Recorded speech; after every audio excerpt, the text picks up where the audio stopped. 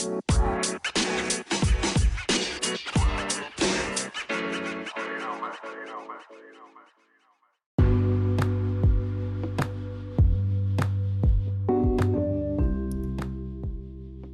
sure to check out gel2grow.com, where all masculine health solutions listeners get 30% off with the promo code MHS28. That is promo code MHS28. If you check out gel2grow.com, you can check out the balms, the ball stretchers, and coaching if that is what you're interested. So be sure to check it out to get your PE journey started the right way with the balms and all the other good things that they have. And of course, the coaching. But be sure to use the promo code MHS28.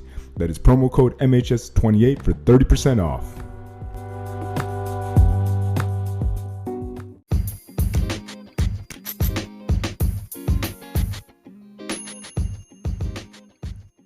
What is going on, guys? Welcome to another episode of the Masculine Health Solutions Podcast, where we discuss everything related to men's health, sexual health, physical health, penis enlargement. We do not fear when it comes to talk about all these different things. And today, we're going to discuss something in regards to sexual health. And I'm your host, CJ Rodriguez, but sexual health from a different perspective.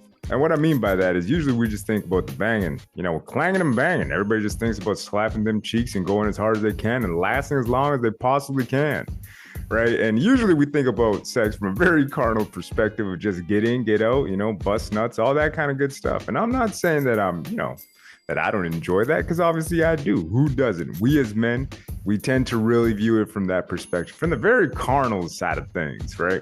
Which is super normal. But today I had the pleasure of talking to Dominique D'vita, and she is a Tantra specialist, right? And she discovered all this stuff in her own journey, right? When it came to actually taking her sex to another level.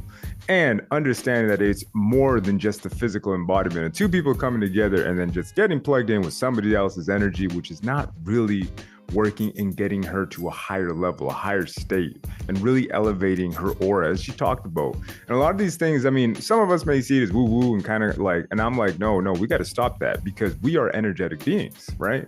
If you have a soul, then, there's a spiritual component to you, my guy. And there's more to making love than just having, great sex and just banging away. You want to make sure that you can take your sex to that next level and enjoy the spiritual side of things and really get into the depths of what true love and good love making actually looks like.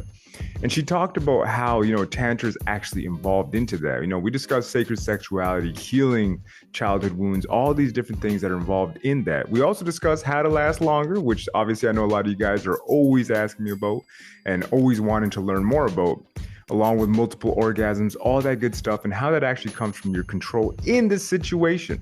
What happens is a lot of people don't know how to control themselves when they're having sex and they get all riled up and they're, shallow breathing. And the mind, body, soul connection plays into everything we do. And sex is no different.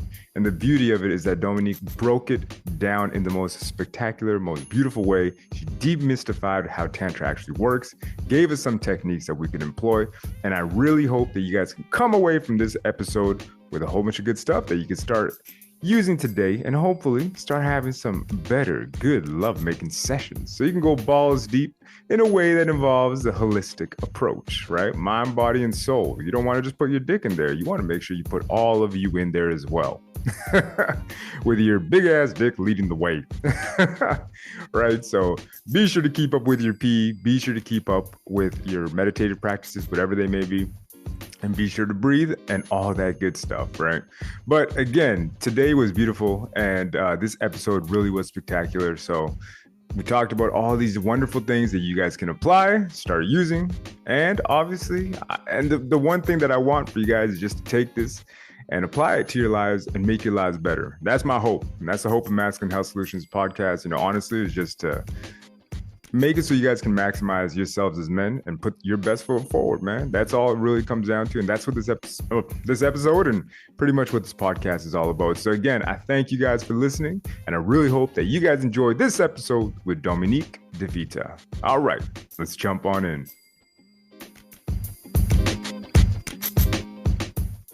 Before we get started, one more thing. If you want to get any PE gear, be sure to check out TotalManShop.com. That is TotalManShop.com. And use the promo code MHS2020. Promo code is MHS2020 and get 12% off. Be sure to check out their wide variety of all kinds of good quality PE equipment. All right? And that's promo code MHS2020 for 12% off. And the website, once again, is TotalManShop.com.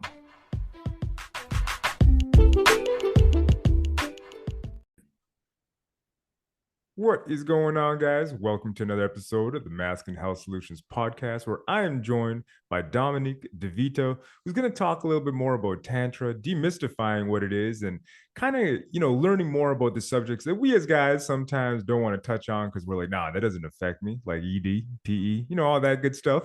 And we're going to discuss that and so much more. But first and foremost, Dominique, how are you today?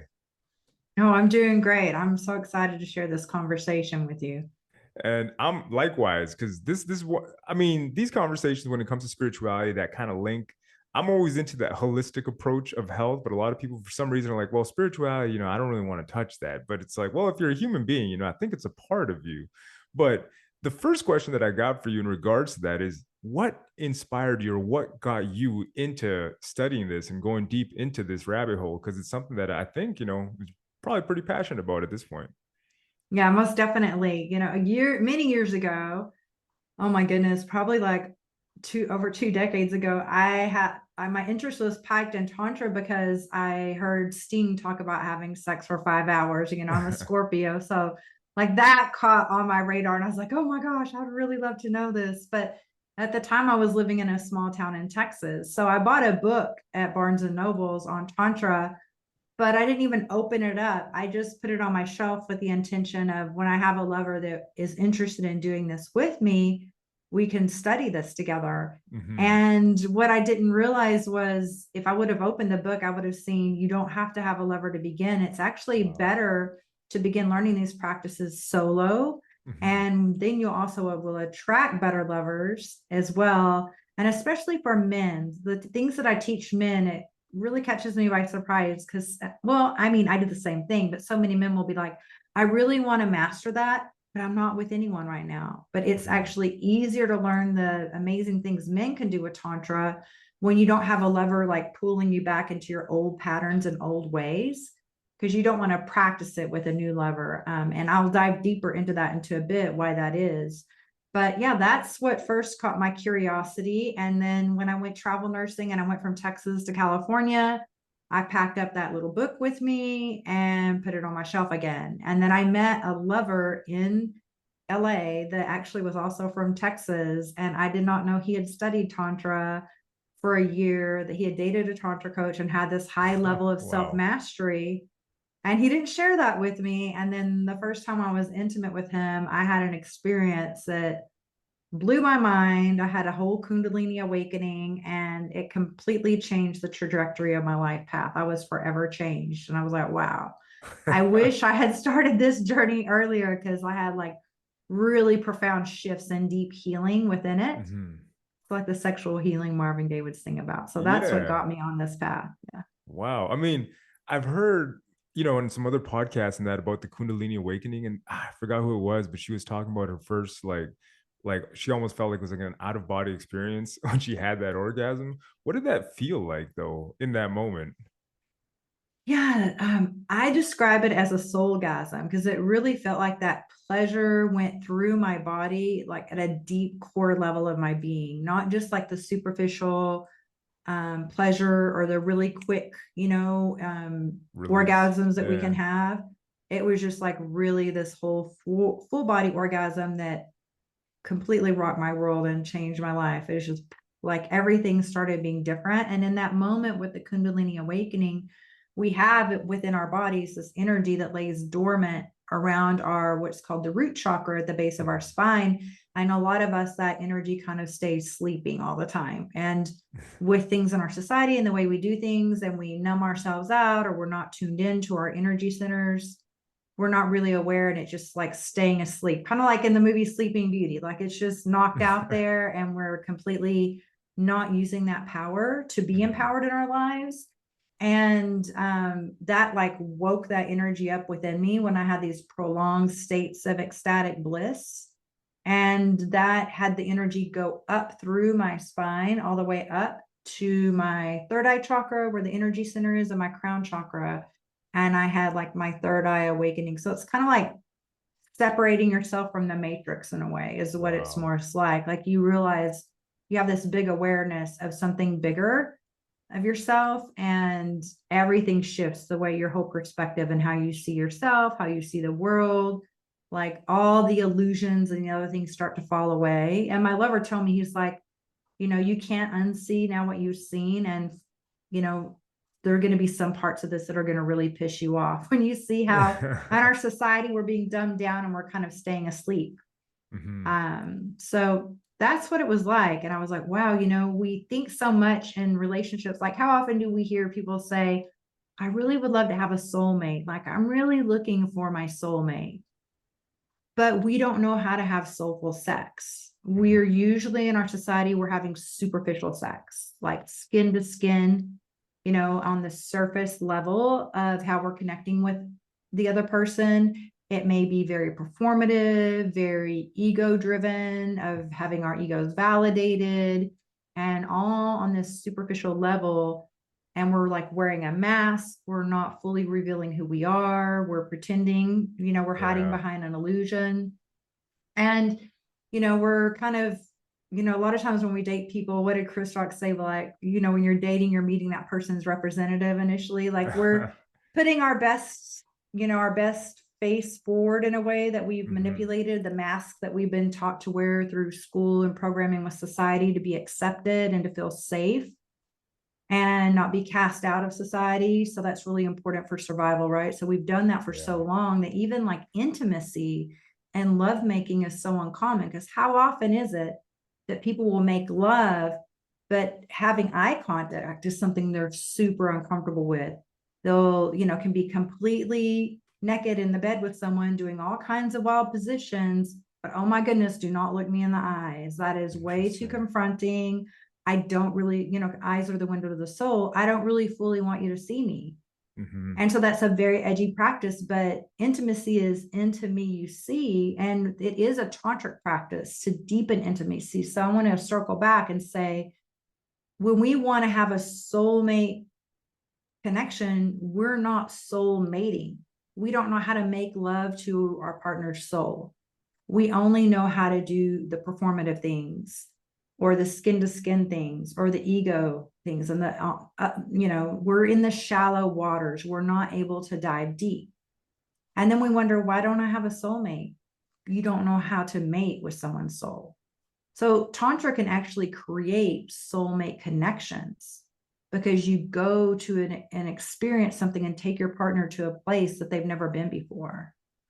And it completely opens everything up. You're literally diving in the deep end, but there's so much more pleasure in those depths, in the deep waters that we've never explored or experienced, that can be deeply healing. And as I always say, it's like the sexual healing Marvin Gaye would sing about. So it's a big game changer. And then how we show up in the bedroom is how we show up in the boardroom, how we show up in the Zoom room, how we show up in the world. And so this changes just even how you start to show up, even outside of romantic relationships. And everything starts to get better in your life. It's a big game changer. Yeah, I mean, there was like 10 different things I wanted to ask you about there, because Yes, it's just I'll be like, quiet holy now. cow, like I'm like, okay, so certain things to unpack, but because I mean, at first you mentioned the paradigm shift, and I could see why that would translate into every other aspect of life.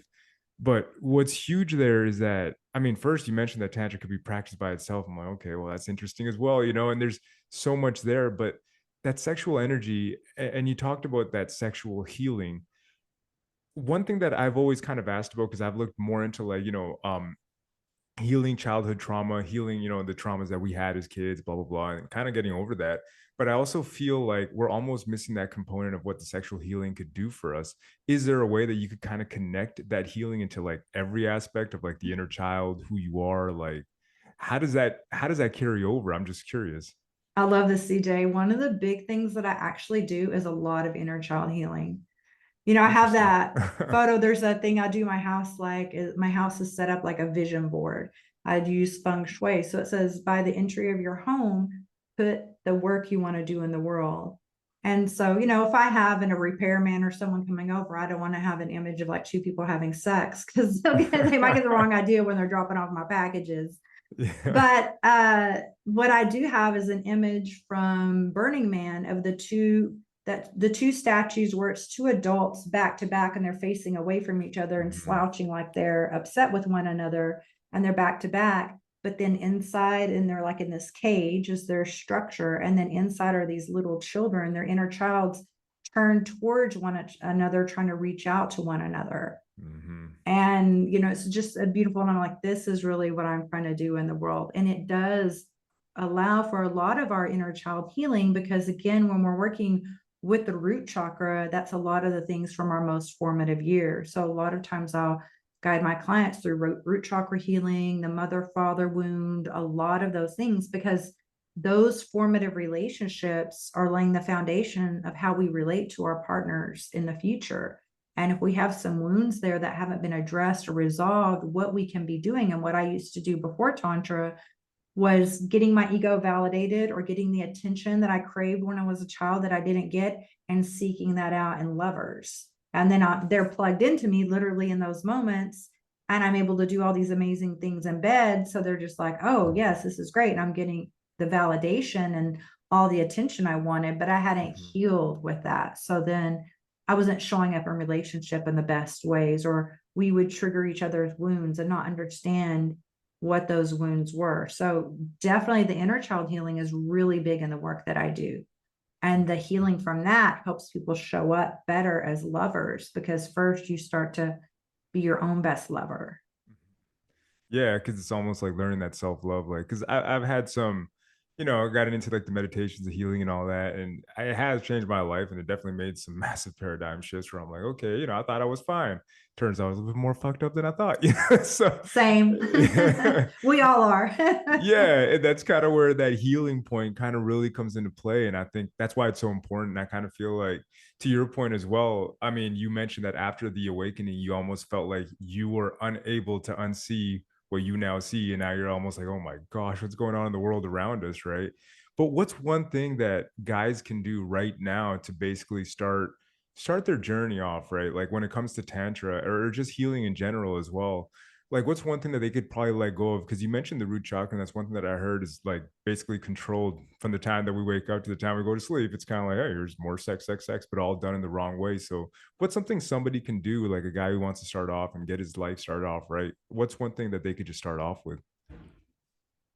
A really powerful practice is, and it's a white tantra practice, is meditation practices. I had a challenge with this initially, and Headspace app is the way I finally was able to learn how to meditate, because I have a little bit of an ADHD brain, and I was just like, there's no way I can do this. But our brain is our largest sex organ.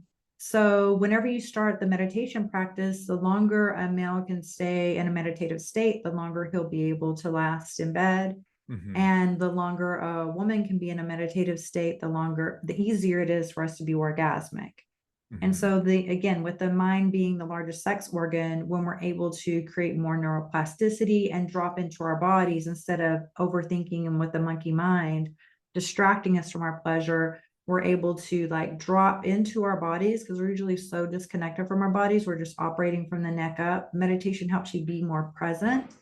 And when you can be more present with yourself, the more deeply you are able to be present with yourself, you can be more present with your lover. And that's the biggest gift, because a lot of times I could be with lovers that on a technical score, they could be really good and last a long time, but they were thinking of math equations in their head or whatever to last longer. And I'm not feeling connected to them in a way of like them fully being present. They're a little bit, over here thinking about what they're doing or distracting themselves from what's going on, or not fully dropped in with me. So meditation is a great practice, and it helps you in life as well, and with challenges in business. And so there's so many benefits to it. And there's a saying that says, if you don't even have enough time to meditate 10 minutes in a day, if your life is that busy, you should probably be meditating for at least an hour, because you need it more than anyone else. So it really helps us to deal with overwhelm and things like that. So that's a really great practice to start with. And then Pink Tantra works with self-love and the heart chakra. And so doing a lot of things with self-love is really key too. So you can start to have a really healthy relationship with yourself. And once we can really love ourselves and be our own best lovers, that's how we can show up in the world and be more loving and be better lovers too. Interesting. Well, I mean, it kind of comes full circle because I've had these discussions with my wife as well all the time where we're just like, I can't love you to my fullest if I don't love myself. And it's kind of this weird concept that I don't know, for the longest time, we just kind of think that, oh, I'm selfless, therefore I'm a good person or I'm whatever. But then when you realize you're like, wait a minute, I almost in the actions that I take every day, it's almost like I don't care about myself, therefore, how am I going to care for you? Like it's almost when you take a step back and actually examine that, it makes sense and it's pretty profound. However, to your point, like most of us don't even take the time to meditate or do breath work until something bad happens. And I kind of feel like Exactly. unfortunately it's that traumatic experience that kind of leads us into actually exploring these subjects. Luckily for myself, I didn't have anything awful happen. I'm just kind of curious. So, I mean, I'm thankful for that. But at the same time, I think that unfortunately, a lot of us just kind of go down that rabbit hole and that's where we end up. But bring me next to the next point that I have here, because, I feel like we've kind of demystified Tantra a little bit, but sacred sexuality, what is that? What is that concept? If you could just kind of go into what that truly means. Yeah, when I talk about sex, it's like S is for sacred, E is for energetic, X is for exchange. So you are really looking and having like connecting to the divine within you and honoring the divine in someone else. So again, seeing them at a soul level and treating the act as very sacred and having an intention and really connecting again with the energy of their soul, with the energies, having this beautiful dance within your chakras and your energy centers in your body, and having that dance with your lover's energies as well, and even circulating that energy through your body and into their body, and kind of having what's called like a microcosmic orbit where you're circulating that energy. So you're like these circuits. We are energetic beings, right? That's why sometimes when we touch things, like we can get a little shock. Like we have energy. Even I've been a nurse for decades. When we look at an EKG or electrocardiogram and putting the leads on there, we're looking at the amplitude and the energy of the heart. Or when I work neurotrauma ICU, when we do EEGs, we're looking at an electroencephalogram. Our bodies emit energy, but we are not taught about how we have this energy that we're sharing with another person. And before Tantra, I operated very much like Samantha on Sex and the City. And I was in my masculine energy, and I had an approach to where, I'm not going to catch feelings, XYZ. I was really disassociating. I was fooling myself, but this was the game that I was playing at the time.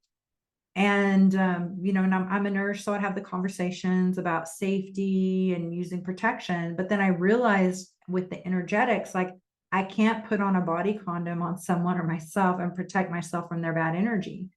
Sometimes we can make love to someone or be intimate with someone, and then the next day we can feel in a funk. We can feel really off with our energy and not know why. Like, gosh, why am I feeling like really down or really blah today or super emotional?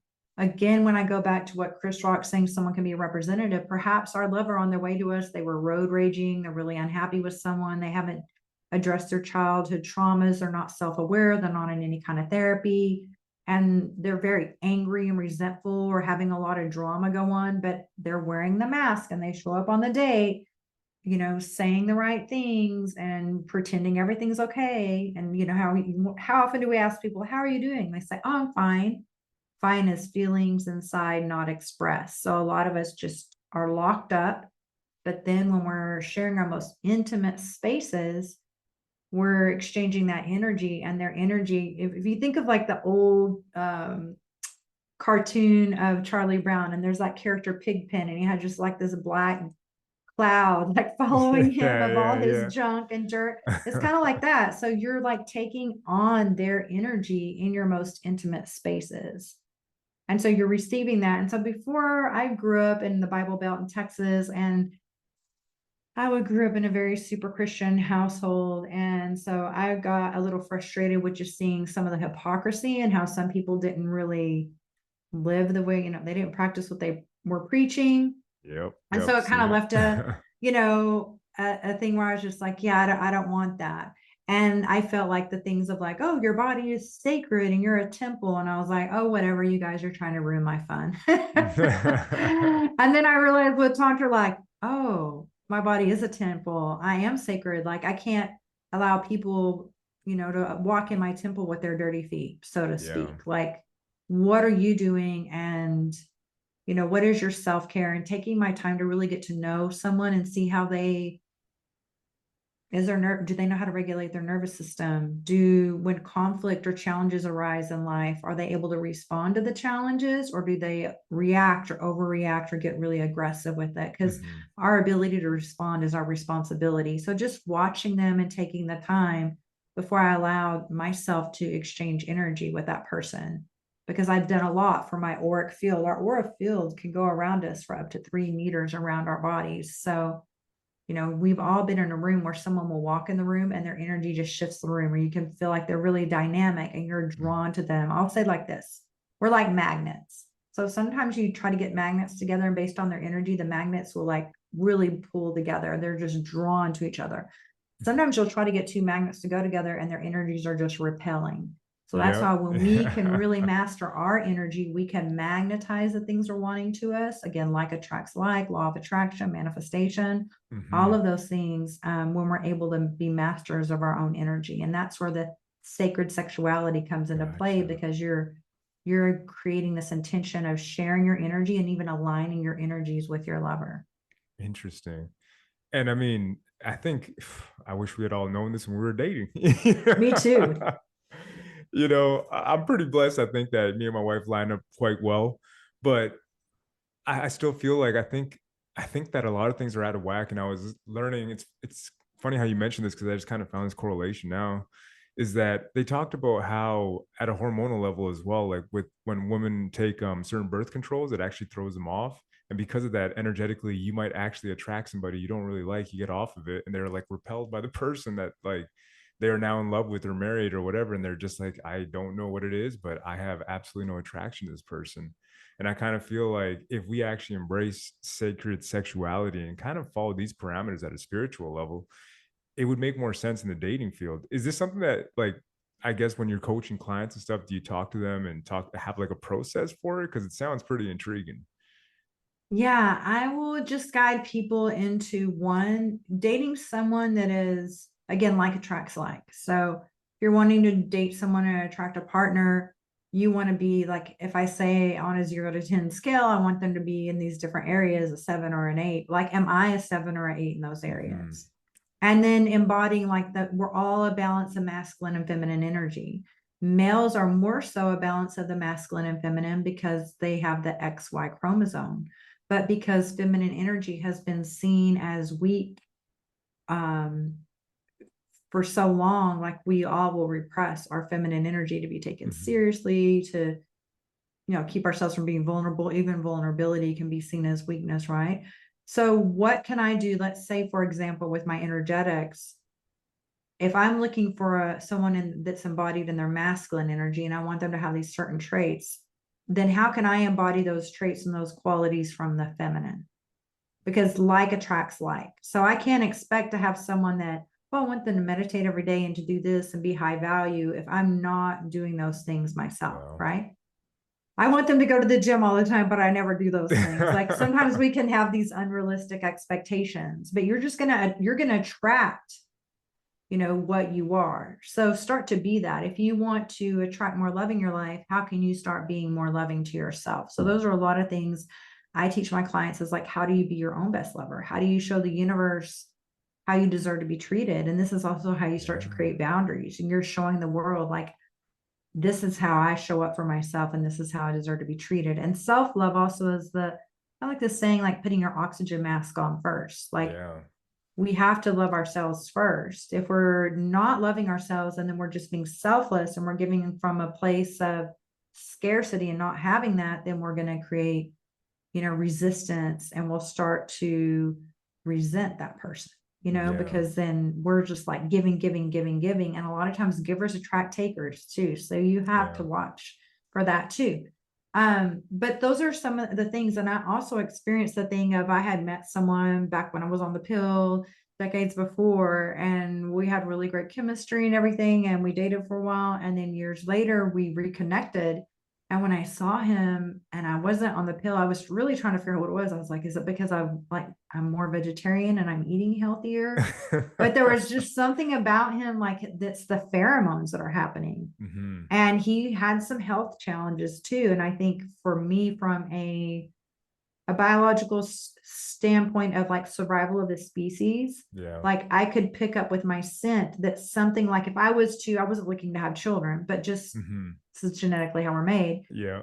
If I was to mate with him, then I wouldn't have the ideal offspring because he wasn't nourishing his body right and he had some health challenges, right? Hmm. And I had just gone through this whole big detox and all these things.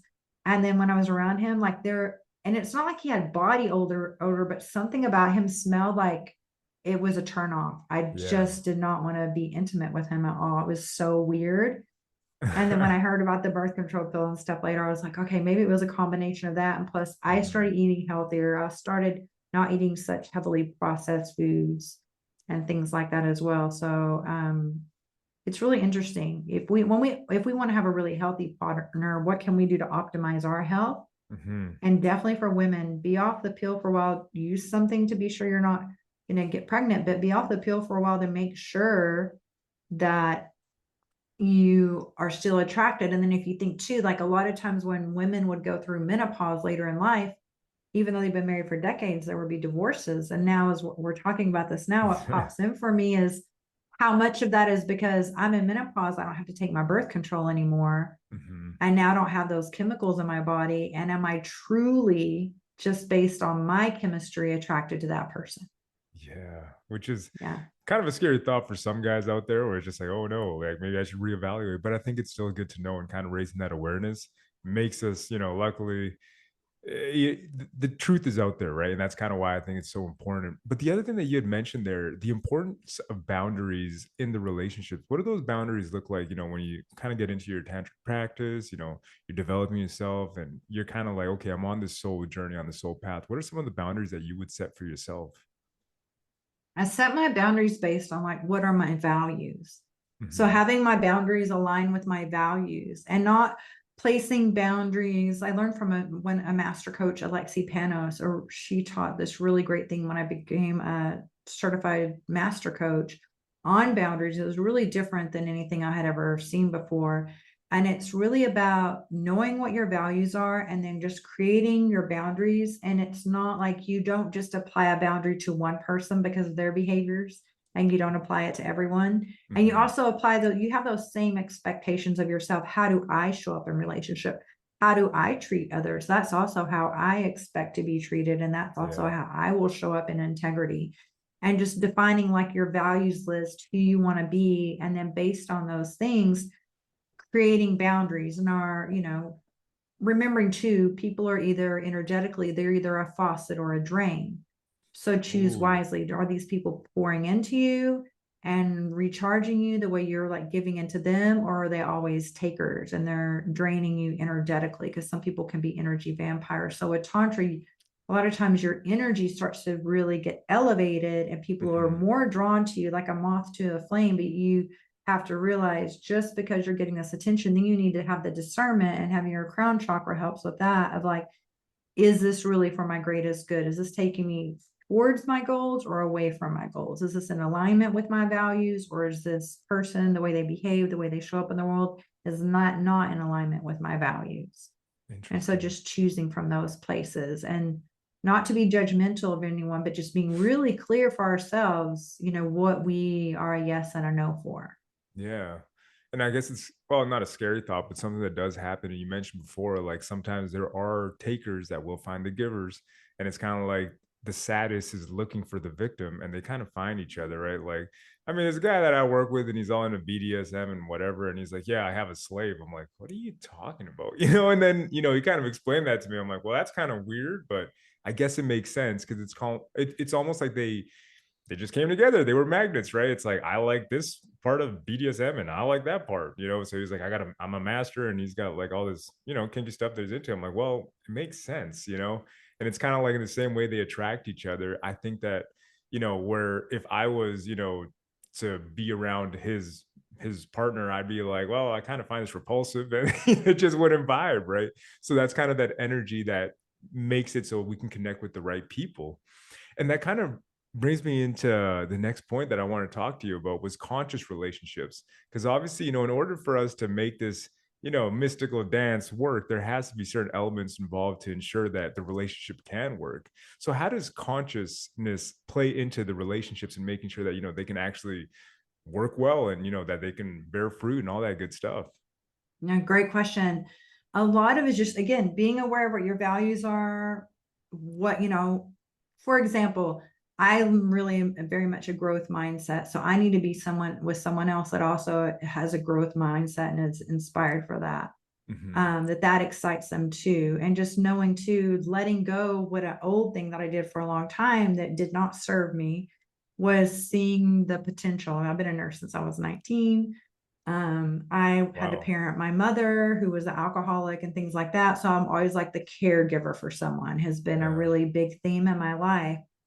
And realizing, and then being into coaching. So it's like realizing, okay, when I'm looking at partnerships, great, everyone, I'm not trying to say I don't believe in your dreams or whatever your goals are, great, but if I choose to date you and be in relationship with you, it's gonna be about who you are in this now moment, not like, oh, Hmm. one day, someday, my 5-year plan, my 10-year plan, and I'm gonna work on this, Hmm. and then this is who I'm gonna be in the future.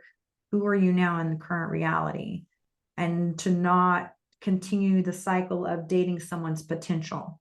Yeah. Right? So like, who are you really now? And if you don't really meet what I'm looking for now, then like, okay, in 5 or 10 years, circle back, maybe let's see what happens. But I'm not holding on, and I'm not, just being like, oh, okay, I'll just be your girlfriend until then and give you all these wifey privileges and all that Hmm. stuff. Those are some really weird dynamics we can get into, and to getting into situationships. So being conscious is like really being aware of, also, am I approaching a relationship because I'm afraid to be alone? Like, I've been intentionally celibate for almost 2 years now, Hmm. because after I ended my last relationship, I was like, okay, I'm just going to be in a very intentional relationship with myself. And when this first started, I was going through a rigorous program to become a trauma informed master coach. And I learned in that program over 95% of adults receive inadequate parenting. So I went through processing like a lot of my childhood wounds and stuff, and I could see how the dynamics were playing out in relationships. I was like, you know what? I'm really tired of those patterns and those ways. So I'm really going to sit with myself and then be really deliberate on who I choose to date, like moving forward. And the thing is, a lot of times people don't want to be alone, or they Hmm. think, oh, if I'm single, people will, especially for women, if you're single, it's like, well, you're wonderful. How could someone like you be single? It's almost like as if people think you're flawed or something is wrong with you, but it's like, I'm not going to settle. I'm just Yeah. not going to settle anymore. And having those standards, and then knowing, okay, I'm going to consciously enter this relationship, and I'm not doing it because I'm afraid of being alone, or I need to be chosen and have my ego stroked, and I need to be validated and show that I'm worthy, XYZ. No, this is like really a good match. And not to say we're both perfect, we're on our growth journey, but we're both looking to grow together Hmm. and challenge each other. And relationships, they're just a mirror. They're mirroring back to us the relationship we have with ourselves. That's why even if I work with couples, if just one person works with me, the dynamic of their relationship starts to change because they show up differently in relationship, and Yeah. then that's being mirrored back to them, and it creates this ripple effect in their relationship. So when Yeah. you start to be really conscious on your relationship with yourself, all of your relationships across the board will change. Romantic, friends, lovers, coworkers, your clients, everything starts to shift because everyone's just reflecting back to us the relationship we have within ourselves. Wow. And so what we're giving out is like what we're receiving back. Yeah, it's pretty profound, but it makes perfect sense because it's almost like if you're on the wrong channel, what do you think you're going to attract? And it's almost, I mean, to that point, I think of certain people that I kind of observe because, I've been on this journey of growth. And luckily, in my growth, my wife, we kind of feed off of each other now, right? Versus I before, love I felt that. like, yeah, because before, I mean, I'm not going to say I was a taker or anything, but I was a little bit more conflictive. I was younger, more immature. And now it's kind of like, wait a minute, and now we're growing together, which is nice because we kind of feed off of each other. And, she'll bring different things. Like we'll talk about Eckhart Tolle, the power of now, this, that, and that, and like mindfulness and, spontaneous healing, all kinds of different things. And these concepts, you're right. It almost makes it so like it's a mindful relationship between two people. And it feels a lot nicer. Like we don't really fight as much anywhere near as we used to before because it wasn't so much that you dislike the person, but it's almost like a conflict of ideas, or it seems Yes. like two different paths. Whereas now it's like, okay, we're on the same path together. Let's kind of like, elevate. We're not Yeah. crazy. Let's talk about chakras and let's talk about consciousness and let's embrace all these different things that exist around us. But for some reason, it's almost like I do feel the programming is off when we think about TV and the food, the highly processed stuff. Like a lot of that, I think, there's a reason why they want to calcify your pineal gland. I don't know. Exactly. Just saying. Yeah. You Yeah. think about all this stuff, and I think there's a reason to it. And I think that's why conscious relationships, as you talked about, make perfect sense because it's almost like being more mindful. And I guess, would you recommend like what's something couples can do right off the bat to kind of get started? What's like an entry level kind of exercise they can kind of do? Is it just sit down, talk, meditate together? What would that look like? Meditating together is really great, but one thing too is just to connect, just have a time during the day where you connect and drop in with each other. I teach my clients how to do a practice where they go with their lover, and at the end of the day, you just sit and you can just have like a little yoga mat or a little rug out or something and just sit down and have your legs crossed and face one another. And then I'll have them do this breathing thing where you kind of make a sacred bubble. So you just like bring and inhale up and bring this, and then put your arms over your partner as you exhale and just pretend and visualize you're just creating this bubble. And they do the same thing. They bring up and then they imaginary bubble over the other one. And you can give color to your bubble. Like my bubble is purple, it's iridescent, it's like whatever quality you Yeah. want it to have, right? And then we just think of like, what are the things we want to remove from the bubble for ourselves? So every time we're wanting to call something in, we have to clear and make room for it to land. So sometimes we have to let some things go to bring something new and a different energy in. So what are the things that we're wanting to let go of and not experience tonight, this evening together? Especially this is great to do as you're coming home from work and going into, changing up your mindset and how you're Interesting. Yeah. engaging in the evening and relaxing together and having some intimacy. So you can be like, I'm going to let go of perfectionism. I'm going to let go of anger. I'm going to let go of resentment. And every time you say that, you take turns with your partner and then just imaginary, you imagine you're grabbing that thing and throwing it and tossing it outside your bubble. And you just keep taking Interesting. turns till you feel clear with that. And then it's like, all right, what kind of things do we want to bring in? Okay, I want to bring in more love. And then the other person I want to bring in more passion. I want to bring in more acceptance or safety, just whatever those things are. I want to bring in more joy. I want to bring in more play. What are those qualities, right? You're really getting intentional. And then you can say to each other, what do you think about me makes me a really good lover? Or what would you like to experience more of? Or you can do some like Mhm. relationship questions or some really great cards from we're not really strangers.com. I really love their cards for couples and stuff. So you could have some cards in there and just pull from the deck and just ask each other some intimate questions. And Esther Perel has a great deck as well. Yeah. Ask the question to your person and then have them share something and just release it there. And then, just drop in and take some deep breaths and eye gaze. And when you're doing eye gazing, you're looking into their left eye, which is the feminine side, which is the receptive side. So you take some long, slow, deep breaths and kind of match your breathing together. And you can Mhm. gaze into their eyes for a few moments, and just really be present with one another. And then what you can do is, you could even bring your foreheads together, you know what I mean? And just kind of like have a little embrace and bow to each other. And then what you're going to do is, as you want to pop the bubble, you just snap your fingers and pop. Imagine you're popping it, and then you can get up out and then do what you're going to do during the day. You can do this as, G-rated with your clothes on. You could do this even Yeah. before lovemaking and just like having some intention of what you want for that lovemaking experience together or whatever, and be nude. then you can shift it to, like, if you have a yoga mat or a blanket, you could even do this with kids as a G-rated way of like after school, switching gears and getting them home, and then just say, what do you want to bring out from the evening, and have them make a fun color. And just, I like to say, like, put a towel down or a beach blanket or something down and say, let's do a magic carpet ride, like make it playful for a kid. Let's make a bubble together, right? And then do that. What do you want to take out for this evening? What do you want to bring in? All right, what did you really appreciate today? What was the highlight of your day? And then you can get the child to explain to you and connect with you and talk about what really happened during the day that you might not ever have known about, or what is a dream that you have? Just ask a really, a question, and really be present with your child. And then at the end, you just both snap your thumbs and like pop out of the bubble and go into the evening together. And so this is a quick reset button of creating more connection and intimacy in your relationships. I mean, that is spectacular. Yeah. I mean, the way I kind of see it, you're right. Like, wow, because I find that it's almost like you can get rid of that bad juju that you had all day, regardless of all that stuff, the stress. Yeah, and just kind of like it almost, I don't know, the way I kind of see it, it's almost like realigning your vibration. Almost, it's kind of like making your house almost like a safe zone almost, like it's kind of like, this is your safe space. You can relax now, you can open up, you can talk. And I mean, from the sexual kind of perspective, like, I think that'd be awesome. Like, I'm gonna try that out. It's like something I've never thought about, where it's almost like it can almost be used as a form of foreplay, is the way I see it too.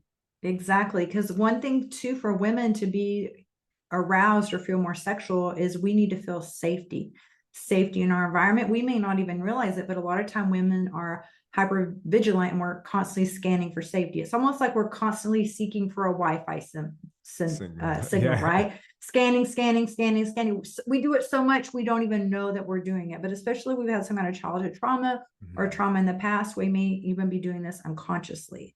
So whenever there are activities that they're experiencing with a lover that creates more safety in the environment, more safety in their bodies, they're going to be more responsive to intimacy, because they're going to feel safe to do that.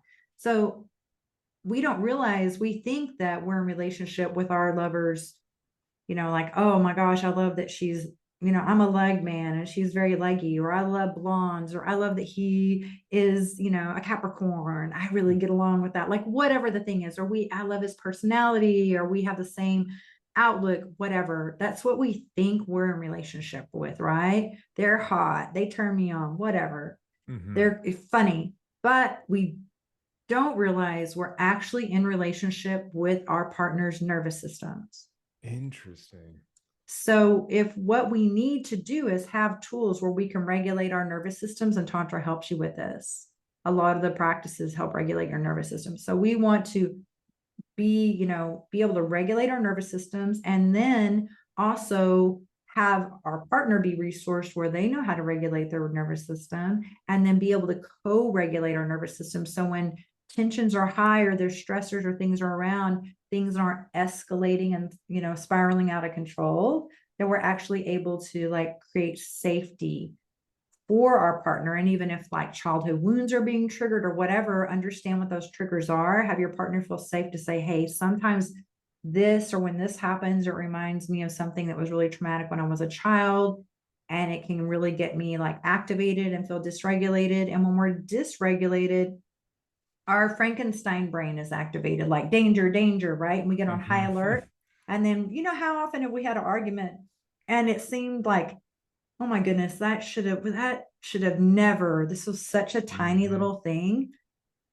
And, when we look at it, like, how did that escalate into like such a blowout with my partner? It doesn't even make sense. Yeah. But that's what happens, is we're not resourced, and we get in fight or flight, freeze or fawn.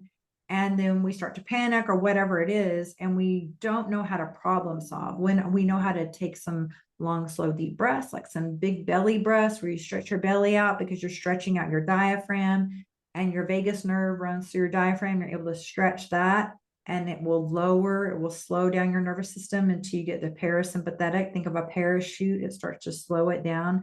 Sympathetic is like S for speed, speeding it up. You can slow things down and regulate. And then what happens whenever you're regulated is your Einstein brain is turned on, your logical problem solving brain, and you're resourced. And then you're able to see like, oh, and you're not as triggered or reactive. You can actually respond and have the calmness. And so when women feel safe, when I'll even guide men and their wives don't know they're working with me, and I just am teaching them nervous system regulation, not even specific Tantra practices, their wives will be like, one of my clients was like, it's been decades since my wife has been really interested in having sex. And now she's making advances at me because she's starting to feel safe. And that is such a big, big thing, as safety in relationship. And I love what you said, CJ. Our home, we should feel safe. And honestly, our home should be our sanctuary. We live in a very wild world with a lot of chaos and a lot of conflict.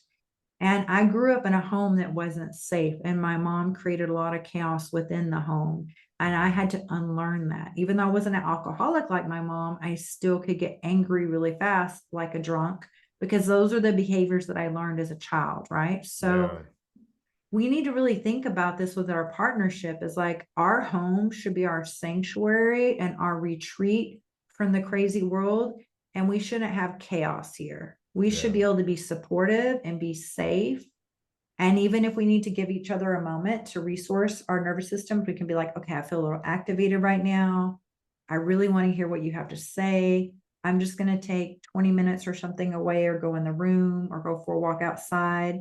I love you. I'll be right back. I want to hear what you have to say, but I just need to pause for a moment because I'm feeling like a little off. And just letting them know, especially if someone has an abandonment wound, you don't want to just walk out the door. I used to do that. Walk out the door. I'm out of here. You know what I Yeah, mean? So, because then if yeah. someone has an abandonment wound, if you look at attachment styles, then you feel like, oh, they just abandoned me, like maybe my parent did. And then that can create even more chaos. You know what I'm Yeah. saying? And create more angst and more dysregulation in your nervous system. So it's like, how can we just be a safe space for our partner? And when we're not safe and we're feeling off balance, how can we know how to take a beat and say, okay, hold on just a moment. Let me pause for a moment. I do love you. I really want to hear what you have to say, but like, I'm feeling activated right now. I just need a pause for a moment, and not feel like we're pulling away or making our partner wrong or bad. Just like, okay, just a moment.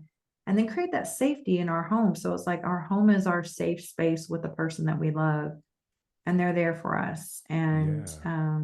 yeah, we can face the challenges. Another thing is, if we're having conflict, go for a walk together, because somatically, I teach a lot with somatics, but if you think of the animal kingdom, animals, most of the species, except like gorillas and things like that, they spend most of their time with their front side of their bodies facing the ground and protected, because this is where your heart, your lungs, your throat, your Oh, jugular, yeah. you could be under attack. So when we're having conflict with a partner and we're facing each other, we don't even realize that this is like all Oh. our vulnerable areas here for being attacked. So in a way, we get more confrontational and we can be more defensive. So if you go out in nature, one, that really helps hit a reset button. But if you just go for a walk and have a challenging conversation that way, and you're shoulder to shoulder, it's like you're talking about it and you're facing the world. You're not being combative with each other. You're just trying to find a solution together. Interesting. And that can really change, because our animal body, when we're facing someone, we start to feel more of that defensiveness. Like, I have to be guarded with myself. And it's hard to find resolution with that. So just our body language and our dynamics, all of it can change a lot if we can just change some things up and not go into the same patterns, the same loops. Those things are where we stay stuck in these cycles that don't serve us. And I mean, that kind of goes back to the whole thing about embracing mindfulness, embracing sacred sexuality. It's kind of like being conscious. And I mean, every concept that you brought up thus far, it's almost like getting out of the reptilian brain, and Yes. I kind of find that very interesting, that when you go for the walk, you're right. Even though you might be in that fight mode, it's like, well, now we're in fight mode, but we're fighting the problem because we're not facing each other, and I'm like, wow, like that's a very interesting hack, because it almost like it disrupts our central nervous system's way of always responding to these situations, right? And that's kind of why I find that extremely captivating. I'm like, wow, like I had never thought of that. And you're right, it's almost like it just comes down to self-protection and self-preservation, I think. And that's where, like, Mm-hmm. man, like I got like so many different things that I think I'm gonna start applying, as of today. which is That's why awesome. I find this like to be extremely, extremely enlightening. Because, like I said, I've kind of touched base with other tantric practitioners as well, and but this is, you've given me some real exercise that I got to start, actually doing and applying to my life. But before you take off, I mean, what are some other practical tips for everyday tantra that somebody can just kind of bring into their life? Like we got into the exercise that I think is fascinating, doing that, looking each other's left eye. I'm like, wow, I'm stealing that. But Yeah, what are some other definitely. things that we can kind of do in our relationships and in our lives overall? Just even taking a breath and taking a pause. Another one is there's a practice called the Shiva shake. And what I do with that is it's just like shaking everything out. So you're just shaking your head, you're shaking your hands, your arms, your shoulders, your booty. You can shake your legs out, your feet, your ankles, and literally shake it off. If we look at, and this is a nervous system regulation practice too, if we look at like the nature channel and a gazelle is about to be attacked Yeah. and thinks it's going to not survive, if when it escapes and it runs away and is in safety, if the camera catches it, it'll shake its body off. Or like if someone's knocking at the door and my dog thinks it needs to be on high alert and then it sees that there's nothing, my dog will shake. But in our modern world, we don't shake every time we're stressed out. Like imagine all of us, of all the stresses that we go on during the day, every time we got really stressed, we just were shaking our bodies around, be like, what is wrong with that person? But dogs and animals in nature, they know how to do this. And that's why they don't continue to live in the past and recycle emotions and relive past fears. They shake it off and they keep moving forward. Hmm. But a lot of us in our modern world, we recycle these emotions. We don't know how to release emotions, and they're staying stuck and trapped inside of us. And that causes dis-ease or disease. Hmm. And that's why, as a nurse, I was like, okay, pleasure is medicine. I want to meet people at an earlier point in their timeline and give them tools to empower themselves. So I'm not taking care of them at the bedside when they're taking the last breath and sharing their regrets with me, that Yeah. they can have, hopefully even avoid the illness and avoid the hospitalization. But when they take their last breath, they're like, okay, I really live my life fully. So that's what motivated me to do this. But the Shiva shake is just something you can do and literally shake it off. And I'll set like joy alarms on my phone. And one of the songs I'll play is Taylor Swift Shake It Off. And I'll just get up and start shaking and just dancing. The three tenets of Tantra are breath, sound, and movement. So when you're dancing, you're breathing more deeply, you're hearing some sound that can change your vibration, and you're moving that stagnant energy. So those are just some tools that you can do really quick that can really shift your state of mind and your energetic state and help you with the stressors of the world. Because, as the world, a lot of the chaos that we're having, we need to be resourced and have the tools Yeah. to be able to deal with the stress. And the safer we can feel in our bodies, the better lovers we can be, because our lover will feel safer next to us. Because sometimes we can't feel like, why do I not feel safe? When I say women are scanning for safety, even though the man may want to appear, I'm really calm, I'm here, everything's fine. But if deep down they're really struggling and they're stressed out, the woman is going to sense that and won't feel the desire or the turn on. But the challenging thing within our world is that men, they're always taught to be, especially with the old patriarchy, taught to be providers, the protectors, the strong one. Who do they have to lean on Hmm. and really say, like, I really need support, I'm really having a hard time, and so they're not taught how to share their challenging emotions and things like that, and they Yeah. cannot feel safe, and that can build up over time, and then that can create a lack of trust and safety within intimacy and be a turnoff. And they're feeling more frustrated because, oh my gosh, my lover isn't even desiring me, and it kind of snowballs. But these are just amazing tools. With Tantra, my male clients, I've had men that have been able to overcome ED. They were not able to even make love to their wife. Viagra was even failing them. One man was in his 60s and now he's having better love making with his wife in his 60s than in his 30s. He's able to last over an hour at a time. Wow. And so males are able to actually have non-ejaculatory orgasms and full body orgasms and have stamina for hours with Tantra. But this is really something you want to learn solo and have Hmm. some mastery before you try it with a partner. Because if you're in your mind trying to think of like, okay, what's the step I do and this and that, then women are very intuitive and they'll get frustrated and be like, just feel the disconnection and not desire that partner. And sometimes I've had men get divorced because they said, oh, I was trying to figure it out on my own and I wouldn't get coaching. Well, it's like, and she got tired of me trying to practice this thing. So it's easier to master solo and then share it with a lover. 100%. Oh, I could keep you all day, but awesome. Yeah, I'm Tantra. I last a long time. I can talk about this all the time. This isn't always a quickie conversation for me, but 100%. No, Dominique, thank you. Yeah, thank you so much. Yeah, I had my awakening because of a man that did this work. And so even when I work with men, it's in service for women as well, to help them, men and women have better relationships. And I'm just so thankful that there was a man in my life that I had this experience with, that it completely changed my life. And that's why, I want to just kind of pay it forward and continue to support men, because men don't get the support that they need.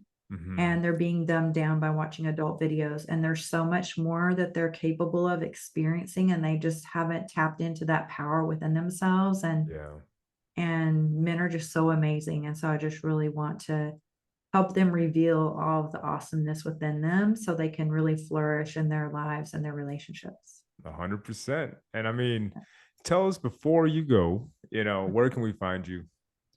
Yes. My website is yestantra.com, YESTANTRA.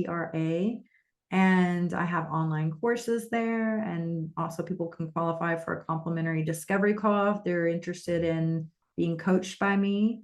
And I have men's group programs as well, and some other things and offerings. So that's the best way to begin. And I have an intro to Tantra course too. So I have online options, or people that are really ready to go deep with the one-on-one coaching, having inner child healing, regulating their nervous systems, and learning Tantra and elevating their lives. I'm here to support that as well. And I work with singles and couples. And again, you don't need a lover to begin this. It begins with you and you being your own best lover, and then everything starts to, get enhanced in all areas of your life. 100%. Well, all the links are going to be in the description, guys, so be sure to check it out.